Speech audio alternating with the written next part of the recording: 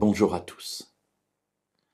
De tout temps, l'enfant de Dieu a voulu mériter en quelque sorte son salut.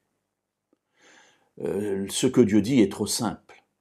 Et je veux venir avec les bras chargés de ce que j'ai fait, placer tout cela devant Dieu et lui dire « Seigneur, il est bon maintenant, il est normal que tu me sauves. Vois tout ce que j'ai fait. Vois tous les efforts que j'ai déployés. » Pourtant, dans la Bible, le salut est simple. Dieu a tout fait pour nous. Il a donné son Fils. Jésus est mort à notre place. Il est ressuscité. Il intercède maintenant pour nous. Ce que Dieu nous demande, c'est simplement d'y croire, de nous approcher de lui et de recevoir ce cadeau. De ne pas venir avec les mains tendues mais pleines de ce que nous pouvons apporter, mais de venir avec les mains tendues mais vides pour recevoir le cadeau qu'il nous donne.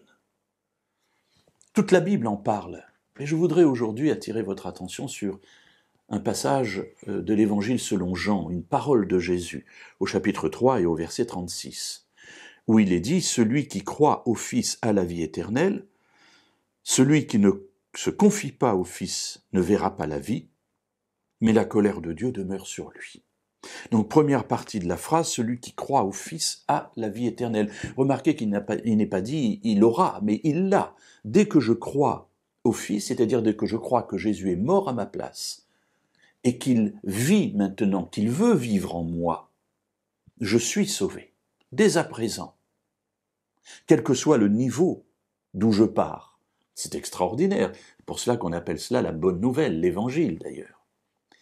La deuxième partie de la phrase nous dit que celui qui ne se confie pas au Fils, dans ma traduction, dans le texte original, il y a l'idée de celui qui désobéit, et on se dit, tiens, mais on parle maintenant d'obéissance. En fait, les deux choses sont présentes toujours dans la Bible. La foi qui accepte le cadeau, et ensuite la transformation de la vie qui résulte non pas simplement de la présence de Dieu en moi, mais de l'acceptation que j'ai de cette présence de Dieu en moi.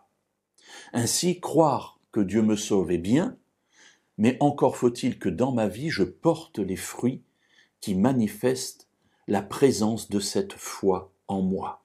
D'où, je pense, en tout cas c'est de cette manière que je comprends cette parole de Jésus, croire au Fils m'apporte la vie, c'est une certitude, mais en revanche, si je n'accepte pas cette vie en moi qui va transformer mon existence, alors je démontre par là même que je n'ai pas véritablement accepté Dieu dans ma vie.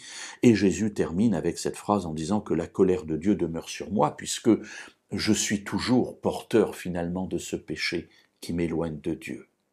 Alors, ouvrons nos bras, acceptons le cadeau et laissons-le transformer notre vie pour qu'elle soit de plus en plus à l'image de ce que Dieu veut que nous soyons, c'est-à-dire de vrais enfants, vivants pour lui.